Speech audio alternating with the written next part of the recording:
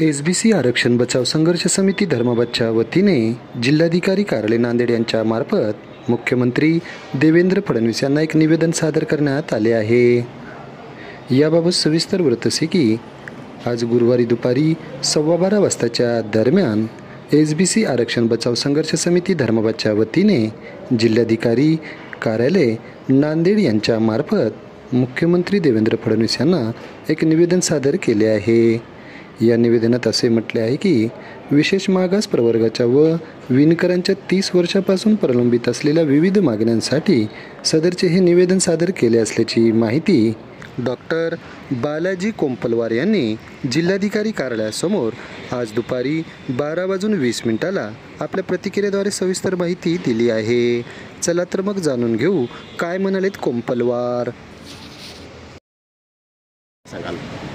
मी doctor Balaji कोंपलवार, विशेष मागास प्रवर्ग राज्य सल्लागार, आज जिल्हाधिकारी कार्यालयासमोर पद्मशाली समाज संघटना धर्माबाद व जिल्हा शाखेच्या वतीनं मान्य जिल्हाधिकाऱ्यांना एसबीसीच्या मागण्याच्या संदर्भामध्ये निवेदन देण्यासाठी आम्ही आलेलो आहोत। मान्य जिल्हाधिकाऱ्यांना निवेदन दिलेलं आहे। एसबीसी समाजाच्या संदर्भामध्ये विशेष मागास प्रवर्गाला 2% आरक्षण देण्याचा निर्णय 1994ला राज्य सरकारने घेतला, पण आजही 30 वर्षानंतर वैद्यकीय क्षेत्रामध्ये व अभियांत्रिकी क्षेत्रामध्ये हे आरक्षण लागू झालेलं नाही। तसेच वेळोवेळी या राज्याच्या विविध पक्षाच्या मुख्यमंत्र्यांनी विशेष मागास प्रवर्गातील व पद्मशाली समाजातील व विणकरांच्या संदर्भामध्ये एक राज्याचं आर्थिक विकास महामंडळ स्थापन करण्याचं आश्वासन दिलेलं आहे। तसंच राज्यामध्ये विशेष मागास प्रवर्गासाठी वसतिगृह व आश्रमशाळा सुरू करण्याचंही आश्वासन माननीय मुख्यमंत्र्यांनी दिलेलं आहे।